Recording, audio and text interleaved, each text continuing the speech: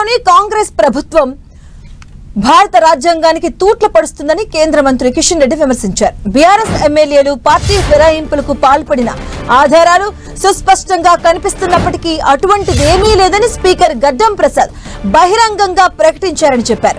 రాహుల్ గాంధీ తన చేతిలో భారత రాజ్యాంగం పట్టుకొని దేశమంతా యాత్ర చేస్తున్నారన్నారు. గాని అదే కాంగ్రెస్ పార్టీ తెలంగాణలో రాజ్యాంగానికి తూట్ల పడుస్తున్న సంగతి కనిపించడం లేదా అంటూ ప్రశ్నించారు.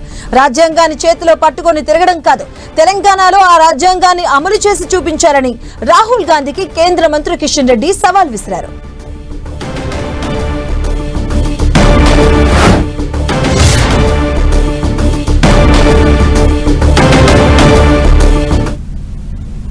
ముందు చాలా స్పష్టంగా పార్టీలు మారినట్టు ప్రకటించారు. అనేక సభల్లో పాల్గొన్నారు. ఎన్నికల ప్రచారంలో కాంగ్రెస్ పార్టీకి అనుకూలంగా ప్రచారం చేశారు వాళ్ళు.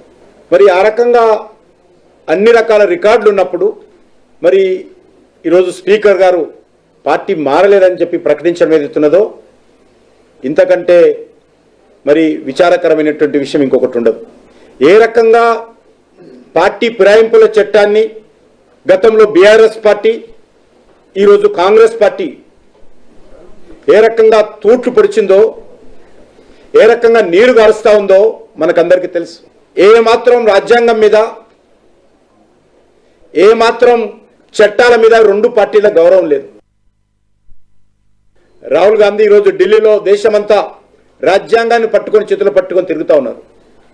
మీరు రాజ్యాంగాన్ని చేతుల్లో పట్టుకోవడం కాదు, ఏ రకంగా తెలంగాణలో పార్టీ ఫిరాయింపులకు సంబంధించినటువంటి రాజ్యాంగానికి తూట్లు పొడుస్తూ ఉన్నారో రాహుల్ గాంధీ ఆలోచన చేయాల్సిన అవసరం ఉంది. రాహుల్ గాంధీ మరి రాజ్యాంగం మీద ఏమాత్రం మీకు గౌరవం ఉన్నా, ఏమాత్రం మీకు విశ్వాసం ఉన్నా మరి కాన్స్టిట్యూషన్ బుక్ పట్టుకొని తిరగడం కాదు, మీరు అధికారంలో ఉన్నటువంటి తెలంగాణ రాష్ట్రంలో అమలు చేసి చూపించాల్సిందిగా నేను సవాల్ చేస్తా ఉన్నాను.